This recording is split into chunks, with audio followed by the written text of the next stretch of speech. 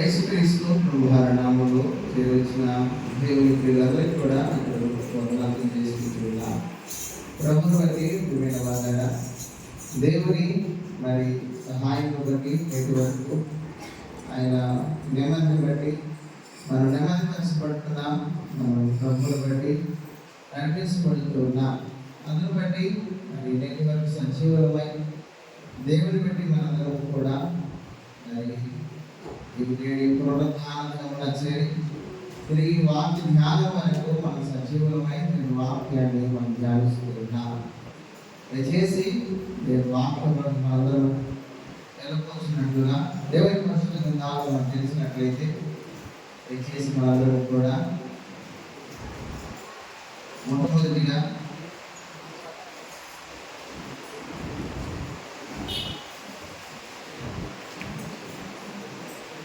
దేవుని వాక్యముల నుండి దేవుని నమ్మిన వారికి ఆయన అందిస్తున్న కృపలు, అలాగే చెప్తున్నాడు క్షేమాభివృద్ధి మాతో దేవుడు వాడటం జరిగింది. క్షేమము అభివృద్ధి. ఎవరైతే దేవుని నమ్మి మరి దేవుని ప్రజలుగా ఉంటుంటారో వారికి మరి క్షేమము, అలాగే ప్రభు అందిస్తున్నాడు అభివృద్ధి. చూద్దాం. దయచేసి దేవుని పరిశుద్ధ గ్రంథాలు మనకు తెలిసినట్లయితే మొదటి కొరింథీయులకు రాసిన పత్రిక 10వ అధ్యాయం 23వ వచనాన్ని మనం చదువుకుందాం. 10వ అధ్యాయం 23వ వచనం తెలిసిన వాళ్ళు చదవగలరు. అన్ని విషయాలు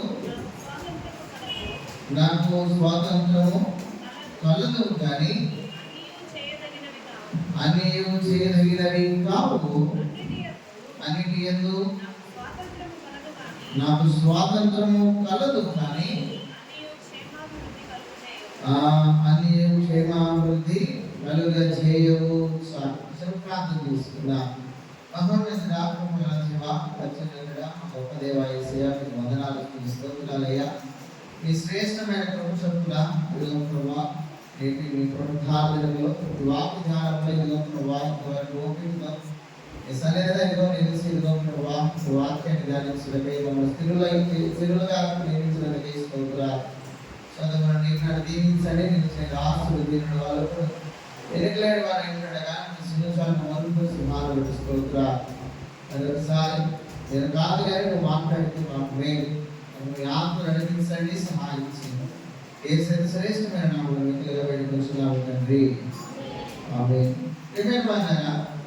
ముఖ్యంగా మనం జ్ఞాపకం చేసుకుంటే చక్కగా దేవుని పరిశుద్ధ గ్రంథంలో ప్రభు మనతో మాట్లాడుతూ అక్కడ అన్ని విషయములందు నాకు స్వాతంత్రము కలదు, కానీ అన్ని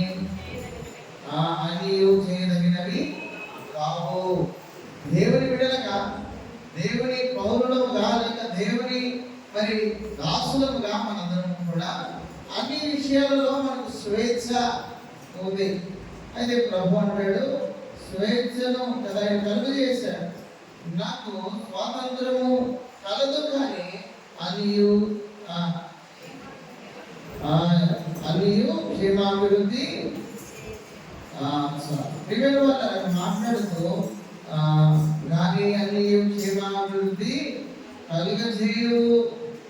మనం చేసే ప్రతి పనులలో దేవునికి ఏది యోగ్యమో, ఏది దేవునికి మరి ఘనతను తెస్తుందో, ఏది దేవుని సిద్ధమో మనం ఎరిగిన వారమై మనం దాన్ని చేయనప్పుడు మనకు క్షేమము, అప్పుడే మనకు అభివృద్ధి కూడా లభిస్తూ ఉంది.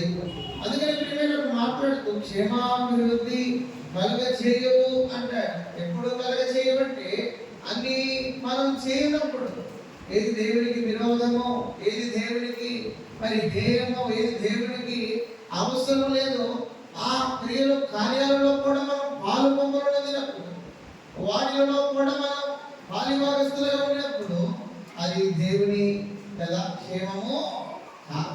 అయితే మనం అనుకుంటాం ఇది కూడా దేవుని క్షేమమే, ఇది దేవుని కార్యమే, ఇది దేవుని చిత్తమే అని మనం అనుకుంటాం. కానీ దేవుని చిత్తం అది కాదు. అన్నిటిలో మనకు స్వేచ్ఛ ఉంది, కానీ కొన్నిటిలో ప్రభు వద్దన్నాడు.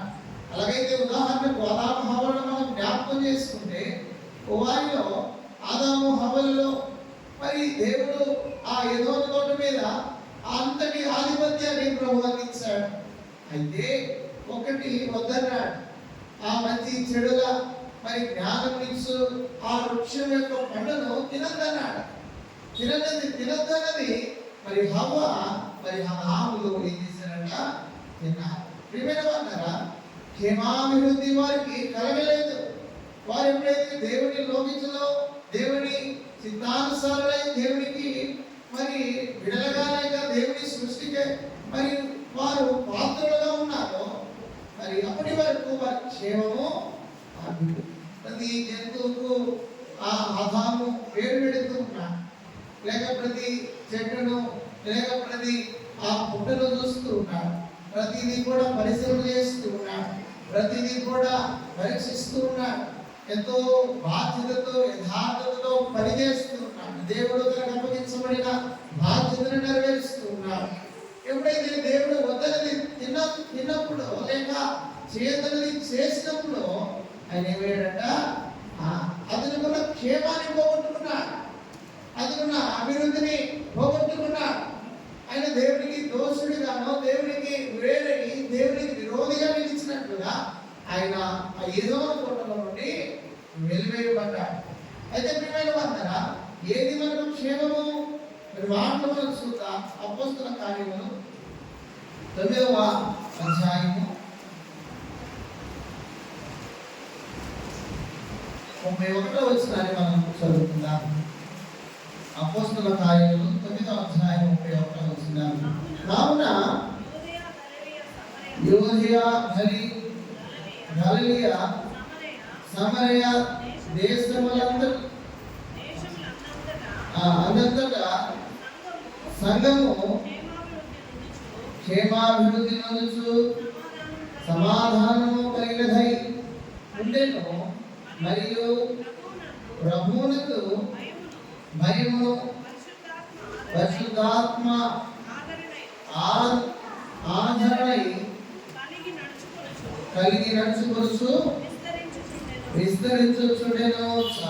ప్రియమైన వాళ్ళారా, ఈ మాటలు మనం చూస్తే కావున యూదయ గలిలయ సమరయ దేశముల ఎందుక ఏమైనా సంఘము క్షేమాభివృద్ధి నొందుచు. అక్కడ క్షేమము అభివృద్ధి ఆ సంఘాలకు అక్కడ ప్రభు జ్ఞాపకం చేస్తున్నాడు, వాటిని కలగజేస్తూ ఉన్నాడు. మరియు ప్రభువునందు భయమును పరిశుద్ధాత్మ ఆదరణయు కలిగి నడుచుకొనుచు విస్తరించుచుండెను. వారికి క్షేమము అభివృద్ధి కలిగి వారు పరిశుద్ధులుగా వారు విస్తరిస్తూ వచ్చారు. వారు ధనులుగా ఎంచబడ్డారు. ఎందుకు ఉన్నారంటే వారి ఎలా ఉన్నారంట, అక్కడ పై మాటలో చెప్తూ వారందరూ కూడా దేవుని సంఘముగా దేశంలో ఎందుకు సంఘము క్షేమాభివృద్ధి నొందుచు. ప్రియమైన వాళ్ళారా, ఎవరికి క్షేమాభివృద్ధి లేదు అంటే ఏదైతే దేవుని చిత్తమో కాదో, దేవుని పని కాదో, ఏది దేవుని స్వేచ్ఛ అనుకొని వారు ఏదైతే విరోధంగా ప్రభువుకు ప్రవర్తన చేస్తున్నారో వారి విషయాలలో వారి క్షేమము లేదు, ఉండదు. అయితే దేనిలో క్షేమం ఉంది? ప్రభు దయచేస్తున్నాడు క్షేమం. ప్రభు దయచేస్తూ ఉన్నాడు. ఆయన దయచేస్తున్న క్షేమాభివృద్ధిని బట్టి వారు విస్తరించారు, వారు ప్రభుకు ఇష్టలయ్యారు, ప్రభు ప్రేమకు వారు పాత్రులుగా బ్రతికంటాడు. మరియు ప్రభువునందు భయమును పరిశుద్ధాత్మను వారు పొందుతున్నారు. వారు ప్రభువునందు వచ్చిన భయభక్తులను బట్టి లేక ప్రేమాభిమానాలను బట్టి కదా ప్రేమించిన వారికి ఏం చేస్తాం? అమ్మా ఏమైనా చేస్తాం కదా. మరి ఎక్కువ భర్తను భార్య ప్రేమించానో, భార్య భర్తను ప్రేమించానో వారికి లోబడి ఉంటా, లేక వారికి ఎంతో ఇష్టలుగా ఉంటా. అలాగైతే దేవుడు మనం ప్రేమించాడు. దేవుడు ఏం చేస్తాడే మన కొరకు అంటే ఆయన మన కొరకు తన ప్రాణంతో సైతము అర్పించాడు. అలాగైతే మనం ఏం చేస్తున్నాం? దేవుడు చెప్పిన కాస్త కొన్ని క్రమము లేక కొంత బాధ్యతలు కూడా మనం నెరవేర్చడంలో మనం విఫలమయ్యా. ఏమైనా మన ప్రభువు చెప్పిన కట్టడలలో మనం వెనుకబడుతున్నాం. ఆయన క్షేమాభివృద్ధిని పొందుకోలేక అందుకని అంటాడు ఆయన అందించిన క్షేమాన్ని వారు పొందుకొని వారు భయముతోనూ ప్రభు ఆత్మతోనూ వారు వర్ధిల్లుతున్నారు, విస్తరిస్తూ ఉన్నారు. చూద్దాం దానియేలు గ్రంథము 4వ అధ్యాయం 1వ వచనం.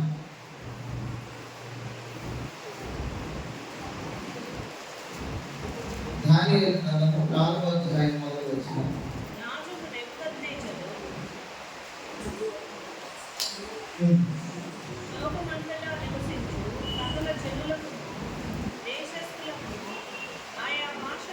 ఆయా భాషలు మాట్లాడు వారికి ఇలాగూ సెలవిచ్చుచున్నాడు, నీకు క్షేమాభివృద్ధి కలుగునుగాక.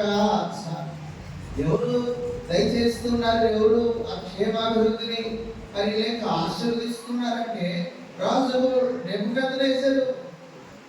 ఎప్పుడైతే ప్రియమైన వాళ్ళారా దేవుని విషయమైన ఆ యొక్క కృపలను గ్రహించాడో లేక తెలుసుకున్నాడో లేక ప్రభువును బట్టి ఆయన స్థిరుడై ఉన్నాడో ఆయన ఆశీర్వదిస్తున్నాడు. రాజు నెబుకద్నెజరు లోకమంతటా నివసించు సకల జనులను దేశస్థులను ఆయా భాషలు మాట్లాడు వారికి ఇలా సెలవిచ్చుచున్నాడు, మీకు క్షేమాభివృద్ధి కలుగునుగాక. ఎవరైతే దేవుని విరోధులైనప్పటికీ, దేవునికి లేక వేరే జీవించినప్పటికీ దేవుని కృప పొందినప్పుడు వారు ఎలా ఉన్నారంట?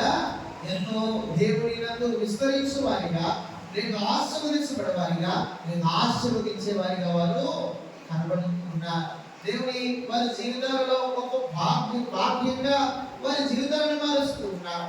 అయితే క్షేమము లేక అభివృద్ధి మనకు కావాలంటే దేవునికి ఏమైనవి కార్యాలు ఏమున్నాయో అవి మనము చేయకూడదు. విరోధము లేక మరి అవిశ్వాసము లేక అసమాధానము లేక ఏవైతే ప్రేమకు వేరుగా ఉన్నాయో, ఏవైతే ప్రేమకు హానిగా లేక వేరుగా ఉన్నాయో అవన్నీ కూడా దేవునికి అయిష్టము లేక వాటి యొక్క దేవుని ఆ యొక్క మొక్కు లేదు లేక మక్కువ లేదు. వేటి విషయాలలో దేవునికి మక్కువ ఉందనంటే మనం ఆశీర్వదించడంలో దేవునికి ఎంతో అయితే మనం ఎలా ఉండాలంట?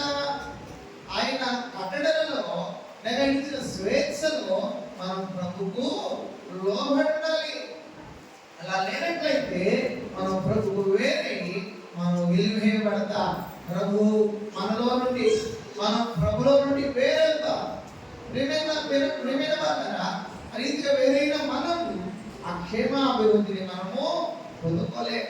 ఇంకా అనేకమైన విషయాల్లో మనము దేవునికి అయిస్తులుగా మనం అన్ని విషయాలలో ప్రభుకు వేరే మనం జీవిస్తాం. మొదటి కొరింథీయులకు రాసిన పత్రిక 8వ అధ్యాయం 1వ వచనాన్ని మనం చదువుకుందాం. మొదటి కొరింథీయులకు రాసిన పత్రిక 8వ అధ్యాయం 1వ వచనం. విగ్రహములకు బలిగా అర్పించిన వాటి విషయము మనమందరము జ్ఞానము గలవారమని ఎరుగుదము. జ్ఞానము ఉప్పొంగ చేయును కానీ ప్రేమ క్షేమాభివృద్ధి కలుగు చేయును. ప్రేమ వాళ్ళరా అక్కడ దేని గురించి జ్ఞానాన్ని ప్రభు జ్ఞాపకం చేస్తున్నాడంటే మనందరము జ్ఞానము ఏమైనా గలవారమని ఎరుగుదము. దేని విషయంలో? విగ్రహములకు బలిగా అర్పించిన వాటి విషయంలో మనందరము జ్ఞానమే. అయితే దేవుని ప్రేమకు సంబంధించి దేవుని కృపలకు సంబంధించి క్షేమాభివృద్ధి నొందుటకై మనం ప్రేమ గలవారిగా ఉండాలి. అయ్యో ఇది మంచి, ఇది చెడు, ఇది మనకు వద్దు, ఇది మనం చేయాల్సిన కార్యము కాదు, క్రియ కాదని మనకు జ్ఞానం ఉంది. కానీ మనకి ఏం లేదంట? ప్రేమల గురించిన ఆ యొక్క గొప్పతనం, దేవుని కృపణాల్సిన ఆ యొక్క గొప్పతనం విషయమై ప్రభు చెప్తూ ఉన్నాడు. ఏమనంటే అతి ప్రేమను బట్టి మనం ఏమవుతుంటామంట? దాని ప్రేమ క్షేమాభివృద్ధి కలుగు చేయును. ఇదే ప్రభు జ్ఞాపకం చేస్తుంది. అందులో ప్రేమ ఉందా? నీలో ప్రేమ ఉందా? అయితే నీకు క్షేమం.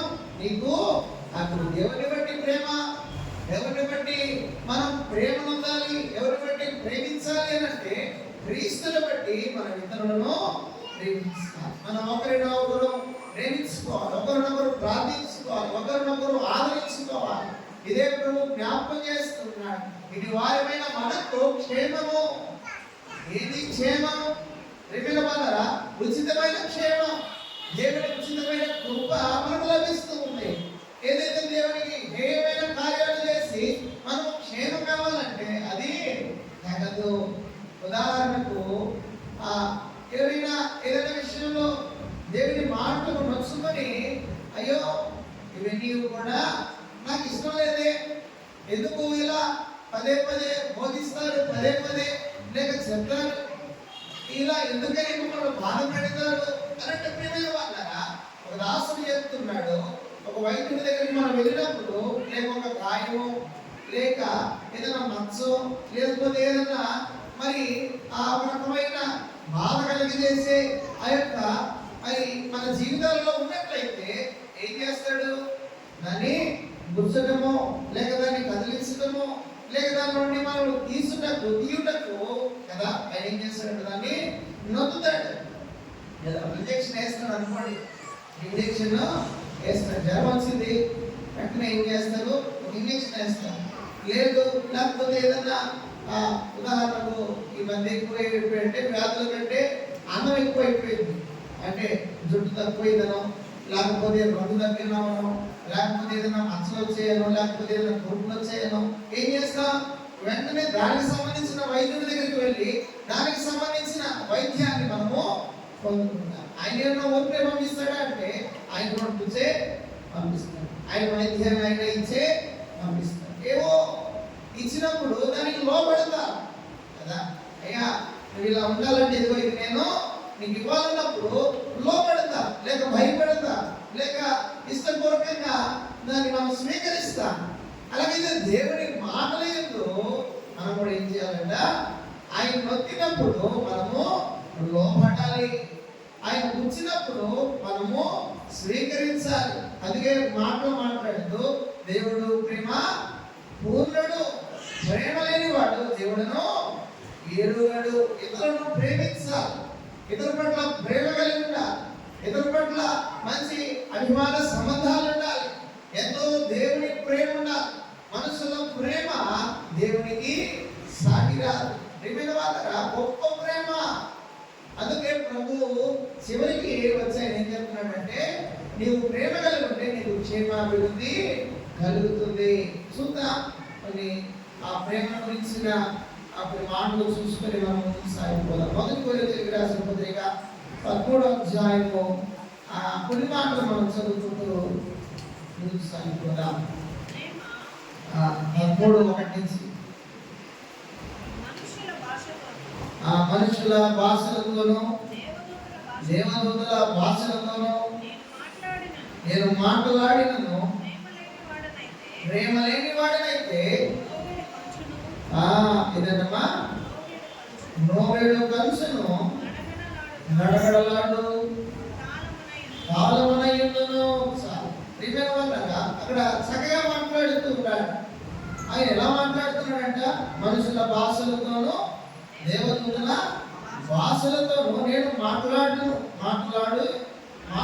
ఉన్నాను కదా. ప్రేమ లేని వాడైతే రోగుడు కంచును గడగడలాడు కాలమనై ఉండను.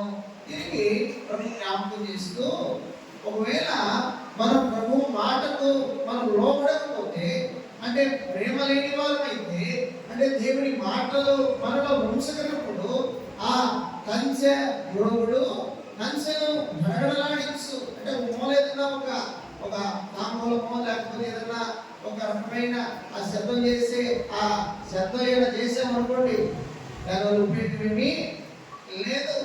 అదే ప్రభు మాట్లాడుతున్నాడు, ఆయన నీతో మాట్లాడుతున్నాడు, ఆయన పరిశోధిస్తున్నాడు, నీకు క్షేమాభివృద్ధి కలగజేస్తున్నాడు. అది మనం ఎలా ఉన్నామంట? ఒక మూల ఏదో ఆడించినట్టుగా ఏదో మనం స్తుతించినట్లుగా ఏదో ఆరాధించినట్లుగా, ఏదో మనం పని చేసినట్లుగా చేసినందువలన నీకు ఏమి లాభం? ప్రేమైన వాళ్ళు అందుకే అంటాడు, ప్రేమ లేని వాడైతే వీరెవరంట ప్రేమ లేనివాడు. అంటే ప్రభు ప్రేమ వీరిలో లేదు. మీరు నిజంగా ప్రభువును ప్రేమించగల, మీరు కేవలము ఏదో కదా ప్రేమైన వాళ్ళ చూద్దాం. రెండవ వచ్చిన ప్రవచించు కృపావరము కలిగి మర్మములన్నీయు జ్ఞానమంతయు ఎరిగిన వాడునైనను కొండలను పిగిలింప గల పరిపూర్ణ విశ్వాసం గలవాడునైనను ప్రేమ లేని వాడనైతే నేను వ్యర్థుడను. ఏమైనా వాళ్ళరా జ్ఞానవంతుడు కదా, మంచి ఆ ప్రభావము కలిగినప్పటికీ అలాగే మాట్లాడుతూ మనం ఆయన మరొకసారి చదవండి. ప్రవచించు కృపావరము కలిగి ఆ మర్మములన్నీయు జ్ఞానవంతుయు అన్నీ తెలుసు, అంతా తెలుసు. దేవుని గురించిన కృపలన్నీ అనుభూతి చెందున్నా. అయితే అక్కడ మాట్లాడుతూ ప్రేమ లేని వాడైతే చివరికి ప్రేమ లేనివాడైతే నేను వ్యర్థుడను. మూడవ వచ్చిన ఆ బీదల పోషణ కొరకు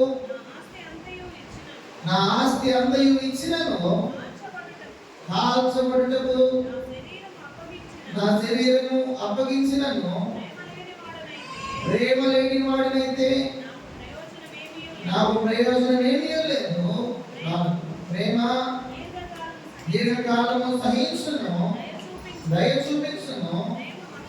ప్రేమ మత్సరపడదు, ప్రేమ ధర్మముగా ప్రవర్తింపదు, అది ఉప్పొంగదు. ప్రియమైన వాళ్ళగా ప్రేమ గురించిన ఆ యొక్క భావాన్ని చెప్తున్నా. పై మాటలు ఏం మాట్లాడేటంటే ప్రేమ లేనివాడైతే అని మాట్లాడుతూ దాని వలన వ్యర్థమని, దాని వలన ఉపయోగం లేదని, అలాగే అది ఉపయోగించు కంచము గడగల్లాడించు ఆ యొక్క కాలమైనదని మరి ప్రభు జ్ఞాపకం చేస్తున్నాడు. అయితే ప్రేమ ఎలా ఉంటుందంటే అక్కడ మాట్లాడుతూ ప్రేమ దీర్ఘకాలము సహిస్తుందంట. అంటే ప్రేమ గలవారిగా మనం ఉంటే, ప్రభువులో మనం ఉంటే, ప్రభు ప్రేమ మనం కలిగి ఉంటే మనం సహించు వారిగా. ఒకవేళ నువ్వు అనుకుంటున్న నీ కార్యం, ఒకవేళ నీ మనసులో ఉన్న నీ ఉద్దేశం, ఒకవేళ మన జీవితంలో జరగాలనుకున్న గొప్పతనం ఇంకా జరగకపోయినప్పటికీ మనం ఏమవుతుందంట సహనం, దీర్ఘకాలపు సహనం ఉంటుంది. అందుకని ప్రేమ దీర్ఘకాలము సహించును, దయ చూపించును, ప్రేమ మత్సరపడదు, ప్రేమ ధర్మముగా ఉప్పొంగదు. ఇలాంటి ప్రేమ క్రీస్తు కలిగినాడు మన మీద. ఒకవేళ ఇంకా మనం ఆయనను అంగీకరించకపోయినా, ఇంకా మనం ప్రభువును ఇవ్వాల్సిన విలువలు ఇవ్వకపోయినా, ఇంకా ప్రభువును మనం ఉంచాల్సిన తీర్మానం లేక ఆ యొక్క పరిపూర్ణత ఉంచకపోయినా ప్రభు ప్రేమిస్తున్నాడు. ఆయనకి ఏముందంట సహనం ఉంది, నిజమైన ప్రేమ కదా. ఒకవేళ మన పిల్లలు మన మాట వినాలనుకుంటే ఏం చేస్తాం? వెంటనే రెండు తగ్గించేస్తాం. ఏం రాకుండా మాట వినలేదు కదా. ఎందుకు? వాడు ఏమవ్వాలంట లోబడాలి. వాడు ఆ తండ్రి మాటగాలి వినాలి. ఆ విషయంలో ఎంతో తీవ్రత చూపుతాం.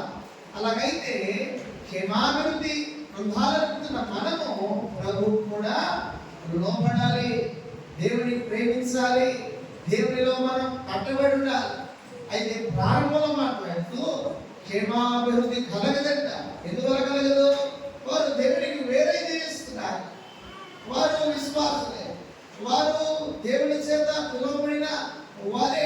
అందుకే రెండవ వచనంలో మాట్లాడుతూ ఆ యొక్క ప్రవచించు కృపావరము కలిగి ఉన్నప్పటికీ అది వరం ఉంది. ఏ వరం?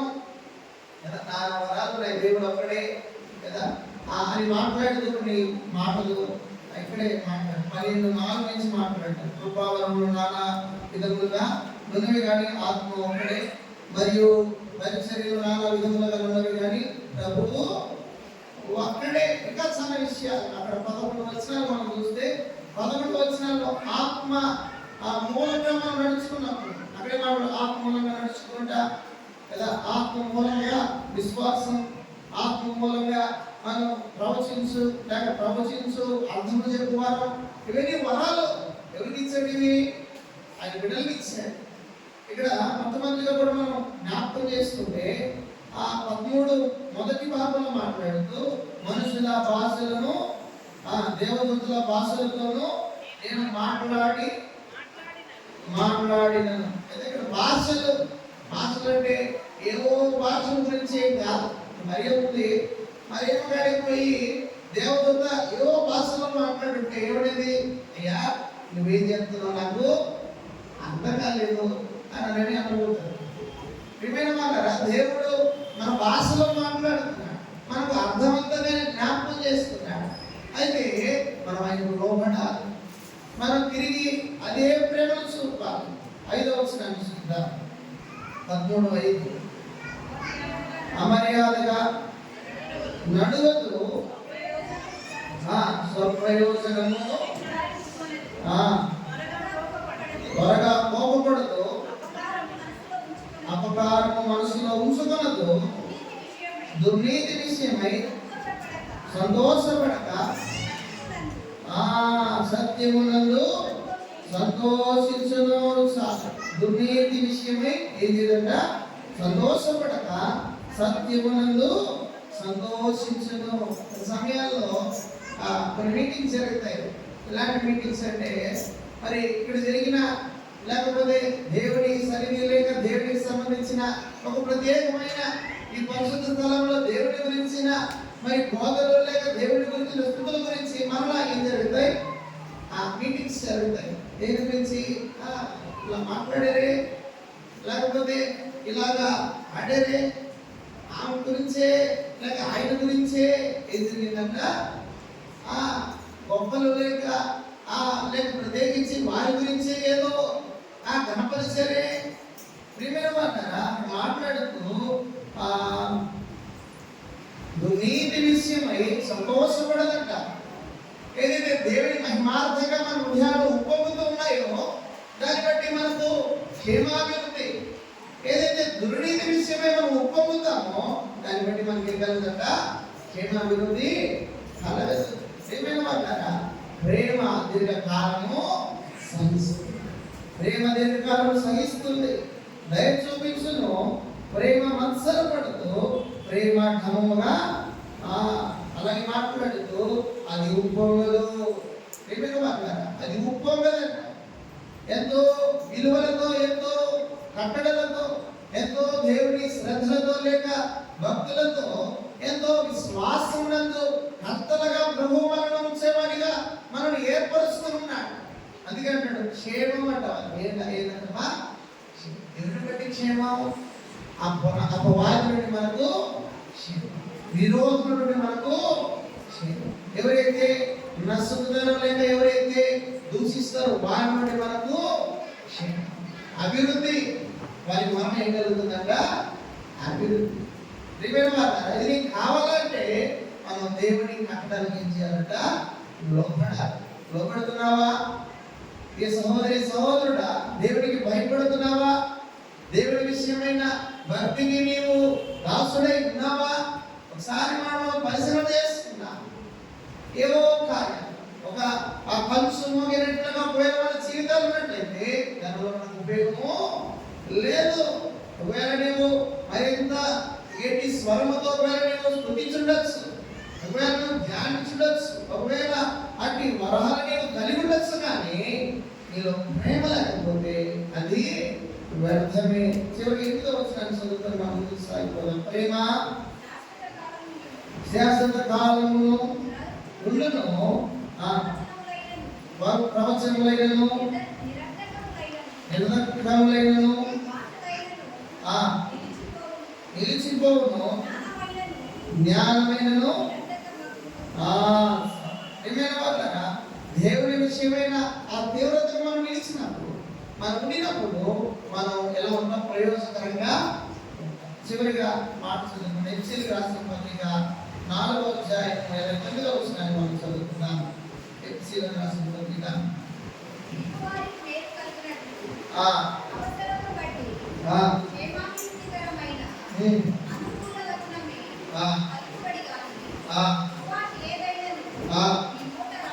నీ నోట రానియుడి కదా మాట్లాడుతూ 29లో విను వారికి మేలు కలుగునట్లు అవసరమును బట్టి క్షేమాభివృద్ధి కరమైన అనుకూల వచనమే పలుకుడి కానీ దుర్భాష ఏదైనాను మీ నోట రానియుడి. ఇక్కడ మనం చూస్తే దుర్భాషలు పలుమార్లు మరి బయట లోపల మన ఇంట్లో ఉంటాం. కోపం వస్తుందా అంటే వస్తుంది. ఎవరికి కోపం రాకుండానే ఉండదు. యేసుక్రీస్తు ప్రభువు కూడా ఆయన కూడా ఏం చేస్తున్నాడంట? ఆయన కోపడుదా అన్నాడు. ఎవరైతే దేవుని అవిధేయులుగా లేక దేవుని విషయంలో వేరే ఉన్నారు, వారి విషయంలో ప్రభు వేదన చెందుతూ ఉన్నాడు. అయితే వారు కోపపడినప్పటికీ వారు ఏం చేస్తున్నారంట? అక్కడ మాట్లాడుతూ క్షేమాభివృద్ధికరమైన అన్ని అనుకూల వచనములమే పలుకుడి కానీ దుర్భాష ఏదైనానో మీ నోట రానీయకుడి. ఒకవేళ అట్టి పరిస్థితి వచ్చినప్పుడు మన నోట దుర్భాష వచ్చినప్పుడు లేక పలుకుకోడాల్సిన పలుకులు మనం పలికినప్పుడు ప్రేమైన వాళ్ళరా కోపం పర్లేదు కానీ దుర్భాషలు దానివల్ల మనకి ఏం కాదంట? క్షేమాభివృద్ధి. దానివల్ల మనకు అభివృద్ధి లేదు, దానివల్ల మనకు క్షేమం లేదు, దానివల్ల మనకు దేవుని సహవాసం లేదు. అందుకే అంటాడు యోగ వస్త్రము కొలస కాలేదు, ఆయన చెవులు మందం కాలేదు. ఏషియా 59:1-2 వచనాలు కదా, ఆయన హస్తం కొలస కాలేదు, ఆయన చెవులు మందం కాలేదు. మీకు మీ దేవునికి మీ దోషములు అడ్డముగా వచ్చుతున్నాయి. దోషము అన్నప్పుడు దోషమే పాపం. నీవు నేను పాపముల ఉన్నా మరి ప్రియుడా మరి దేవుడి విషయంలో మనం ఎలా ఉన్నామంట? పాపం. అయితే పవిత్ర పరిస్థితి అయితే పాపం మనలో లేదు. అయితే మనం మన నోటితో దేవునికి లోపడాలి. దేవునికి క్షేమాభివృద్ధి మనలో ఉన్నట్లుగా మనం అన్ని విడిచిపెట్టాలి, అన్ని వదులుకోవాలి. ఏదైతే దేవునికి హేయమో అదే మాట్లాడు ఆదాము హవ్వల జీవితంలో వారు ఏదైతే దేవుని అయోగ్యులుగా వారు తీర్మానించబడ్డారో దాని ఎందుకు మరలా వారు వారిని సరి చేసుకున్నారు. వారి తరతరాలు నేటి మన తరాల వరకు ఆ పాపం అయితే క్రీస్తు 2000 సంవత్సరాల క్రితమే ఈయన పాప విషయమై పరలోకమందున ఆ యొక్క స్థలమునటి దిగి వచ్చి ఆయన పరిశుద్ధుడుగా ఆయన పవిత్రుడుగా మన కొరకు తన ప్రాణమును విడిచాడు. విడిచిన కుమారుడు మనకు దేవుడికి మంచి పాఠశాలగా లేక మధ్యవర్తిగా ఉంటున్నాడు. అదే ప్రియమైన మాట, ఇంకా నీవు పాపములో ఉంటే, ఇంకా నీవు దోషములో ఉంటే, ఇంకా నీవు కదా అంటే ప్రేమ లేని వాడవైతే నీవు ప్రభు క్షేమాభివృద్ధిని పొందుకోవాలి.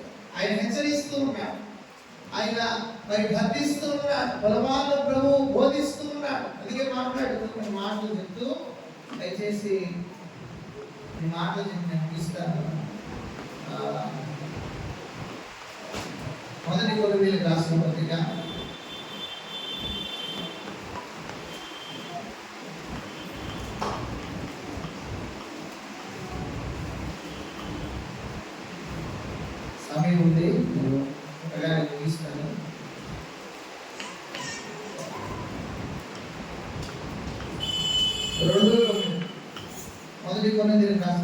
2వ అధ్యాయం 9వ వచనం.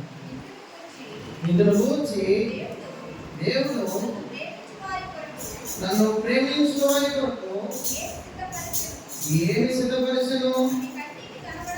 అవి కంటికి కనబడలేదు, చెవికి వినబడలేదు, మనుష్య హృదయములకు గోచరము కాలేదని రాయబడి రాయబడి ఉన్నది. ఎవరైతే ప్రభువును ప్రేమిస్తూ ఉన్నారు, అదే మాట్లాడుతూ ఇదిని గూర్చి దేవుడు తను ప్రేమించు వారి కొరకు ఏమి సిద్ధపరచునో అవి కంటికి కనబడలేదు, చెవికి వినబడలేదు, మనుష్య హృదయమునకు గోచరము కాలేదు, అర్థం కాల. ఎవరైతే దేవుని ఇంకనూ ఆయన కృపను ఇంకా అంగీకరించలేదో, ఆయన సొంత రక్షణగా ఒప్పుకోలేదో వారికి అర్థం కావు. వారికి ఏమర్థం కావంట? దేవుని గురించిన ఆ యొక్క కార్యాలు వారికి అర్థం కావు. దేవుని గురించిన గొప్పతనం వారికి అర్థం కాదు. ఎంత చెప్పినా, ఎంత దేవుని విషయంలో ఎంత ప్రభువు బోధించినా అవి వారికి ఏం కాలేదంట, అర్థం కాదు. అర్థం కాక వారు ఎలా ఉన్నారంటే దేవుని కృపనందక వారు ఇంకా ఎలా ఉన్నారంటే క్షేమాభివృద్ధి లేని వారుగా. అదే మాట్లాడుతూ మనుష్య హృదయమునకు గోచరము కాలేదని రాయబడినను. ఎప్పుడు అర్థమవుతాయి?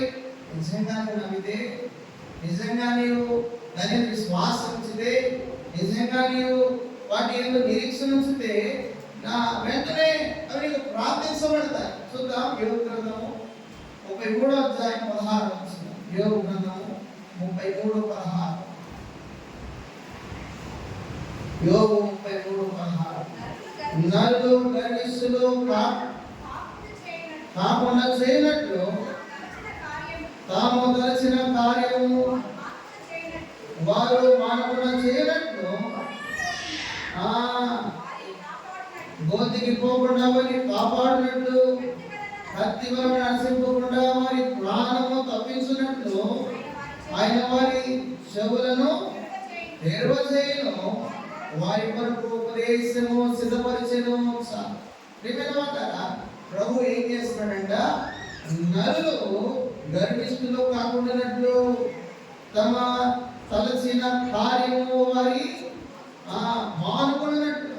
అంటే వారు తలచిందంతా, వారు అనుకునిందంతా, వారు చేయాలనుకునిందంతా అది వారికి క్షేమము కాదు. ఏది క్షేమం?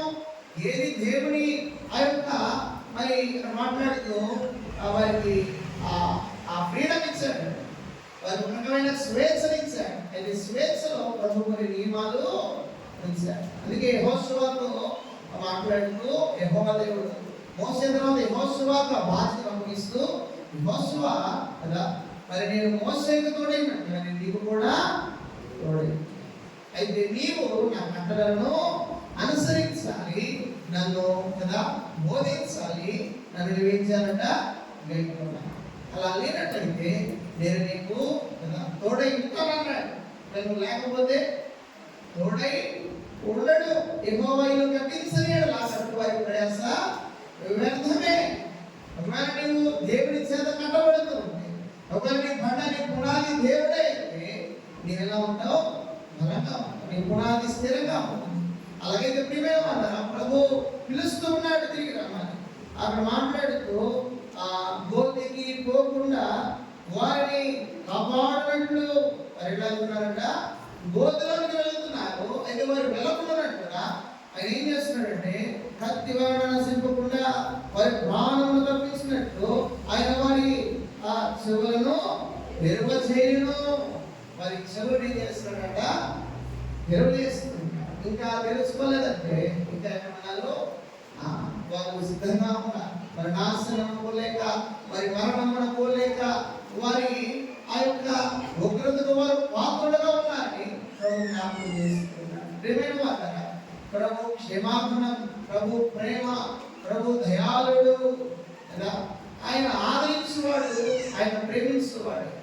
అయితే ఎప్పుడైతే మనం ఆయనకు వేరే ఆయన ఇవన్నీ స్వేచ్ఛను కూడా మనం తీసుకొని మనం స్వేచ్ఛ జీవులుగా మనం ఉంటే, దేవుడికి ఇష్టమైన కార్యాలు మనం మన హృదయాల్లో ఉంటే ప్రభు ఏం చేస్తాడట?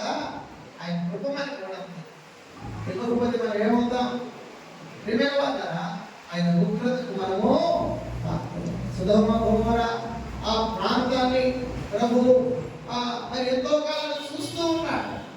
ఆయన పరిశీలన చేస్తూ ఉన్నాడు.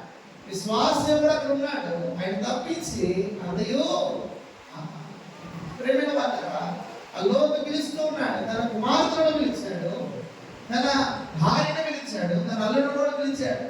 మీరు కూడా వచ్చేయండి. ఇక్కడ దేవుడి స్థలాన్ని దహించబోతున్నాడు. మీరు రానప్పుడు వారి నుంచి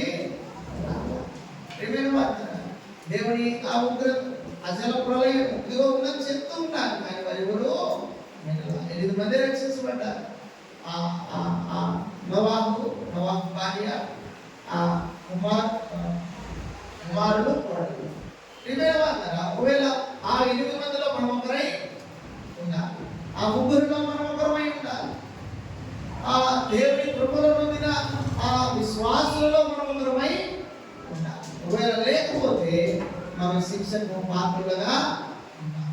మనం అభాగ్యులుగా, దేవుని అయోగ్యులుగా మనం వేరవుతాం. ఎందుకంటాడు, మీరు మరలా ప్రయాసపడి బాధపడి సమస్యలు ఎందుకు రండి, నేను మీకు విశ్రాంతిని నేను చివరిగా మాట్లాడుతూ ఆయన వారి చెవులను ఎరుగజేయును, వారి కొరకు ఉపదేశము సిద్ధపరచు. దేవుడు వారి కొరకు ఏం పెట్టాడంట? ఉపదేశం. నీ కొరకు ఒక మాట ఉంది అమ్మా, నీ కొరకు ఒక మాట ఉంది, నువ్వు నా దగ్గరికి నీతో చేరుతా. నువ్వు రాలేదనుకో, లేక నువ్వు వినలేదనుకో, దానివల్ల నాకే నష్టమే లేదు. నీకే బాధ. నీకు దానిలో వినప్పుడు, లేక అది నీకు తాకనప్పుడు, లేక అది నేను నొక్కనప్పుడు, లేక అది నీకు గుచ్చనప్పుడు కదా, దానిలోని విలువ మనకు రాదు. మనం ఆ క్షేమాభివృద్ధిని అలాంటి వైద్యుల దగ్గరికి మనం వెళ్ళి స్వీకరించిన విధి విధానాలను ప్రభు దగ్గరికి కూడా మనం వెళ్ళించానంట. ఒకవేళ ఆ మాటల వారికి బాధైనా అది మనకు మేలే కదా. ఒకవేళ వాటి విషయాల్లో మనకు ఒకవేళ దుఃఖమైన, ఒకవేళ మనకు నొప్పించిన, దానివల్ల మనకి ఏం కలుగుతుందంట? అది వారి చెవులను ధరింపజేస్తున్నాడంట. వారు బోధన పడకుండా, వారు వారి ప్రాణం పోకుండా, కత్తి చేత వారు నశించకుండా వారి చెవులను తెరిచి వారి ఉపదేశము సిద్ధపరచు. ప్రేమించినట్లుగా, వారు ప్రేమ కలిగి ఉన్నట్లుగా, ప్రేమ చేత వారు సహించినట్లుగా, వారు ఉప్పకుండా ఉండినట్లుగా ప్రభు వారిని ఇతరుగా కనుక ప్రేమైన వాళ్ళరా మనం గమనిద్దాం. ప్రభువుని బట్టి ఆయన మనకు ఇచ్చిన మేళ్లను మనం దైకుందాం. ప్రభు మనకి ఇచ్చిన వరాలను మనం ఉపయోగించుకుందాం. ఆయన మనకి ఇవ్వనివ్వకూడదు కదా. మమ్మల్ని పాటలు పాడతారు కదా. నేను వ్యక్తిగతంగా ఎవరిని అనలేదు, కానీ ఎక్కువ వ్యవస్థలో కదా మళ్ళీ సినిమా పాటలు ఎక్కువ పాడతారు అనుకుంటారు. అది మనకి ఇచ్చిన వరం. మనకి ఇచ్చిన వరం ఏంటి? మనం ఎక్కడ పాడాలి? అప్పుడప్పుడు అలా చెప్తా ఉంటాడు నా వెంకయ్య చెప్తా ఉంటాడు, దేవుని కొరకు ఏమాలంట వాడు కూడా ఘనంగా దేవుని ఘనపరచాలి. దాన్ని అందుకుంటే కాదు, దేవుని ఆ సొంత స్వరాలు గ్రహించాలంట.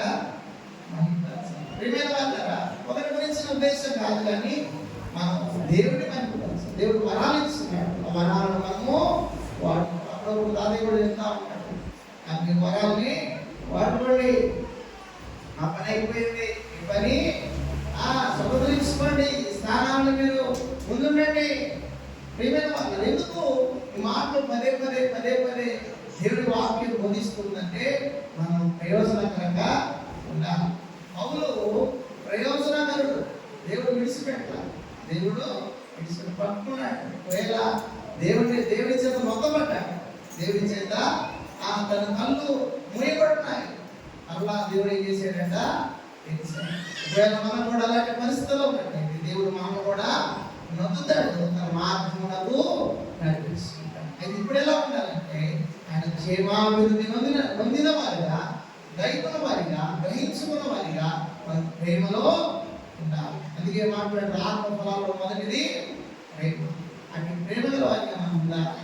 ఈ ప్రేమను బట్టి అందుకే అంటాడు, దేవుడు ప్రేమాపూర్ణుడు, ప్రేమ లేని వాడు దేవుడను ఎరుగడు. ఎవరిలో ప్రేమ లేదు? అందరిలో ప్రేమ ఉంది. అందుకే అంటాడు, తిరిగి తన ఆత్మ నేను మీకు ఇవ్వలేదు, నాలోని ప్రేమను శక్తిని విగ్రహం గల వాటిని మీకు ఇచ్చి ఉన్నా. ఇది దేవుని ప్రేమ, దేవుని శక్తి, దేవుని విగ్రహం. ఇవి దేవుని అయినప్పుడు మనకెందుకు చింత? దేవుడికి అప్పగిద్దా. దేవుడికి మనము దావీదు అంటాడు, అయ్యా నన్ను పరిశోధించుకో, నా తలంపులు అప్పగించుకుందాం దేవుడికి. ఒకవేళ ఏ విషయమైన వల్ల లోపం అంటే దాన్ని పోల్చమని ప్రభునే అడగ. దేవుడి కొద్ది దేవుని మాట దీవించి ఆశీర్వదించిన ప్రార్థన చేసి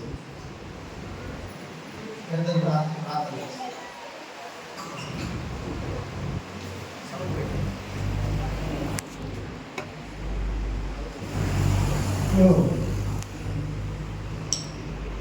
ప్రార్థన చేసుకున్నాం. మా దగ్గర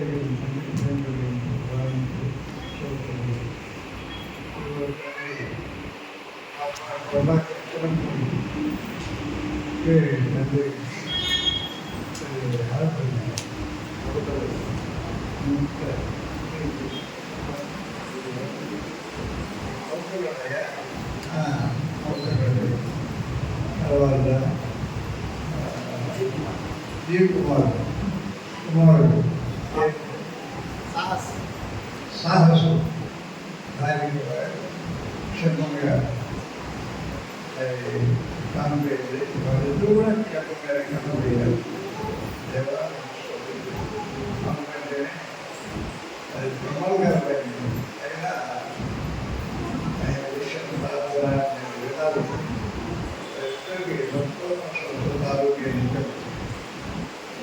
ఇద్దరు క్షేమంగా కన్నారు.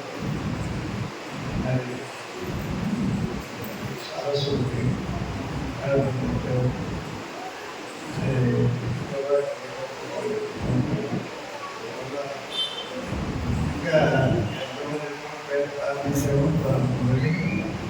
యోగిస్తున్నారు వాక్యాన్ని కూడా పేరు అదే ఒక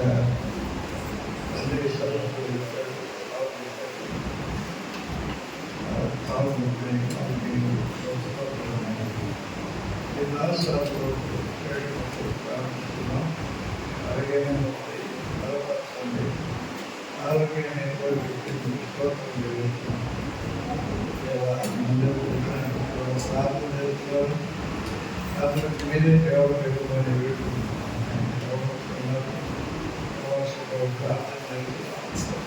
చదువుకుంటున్న వారికి మంచి రాబోయే తరంలో మంచి ఉద్యోగం నీకే ఆ ప్రభువును వేసుకున్నాము. ఇంటికి ఆమె ప్రభుత్వ యేసుక్రీస్తు పరిశుద్ధాత్మ యొక్క అన్యోన్య స్వభావం ఇప్పుడు ఎల్లప్పుడూ మనందరూ ఆమె అది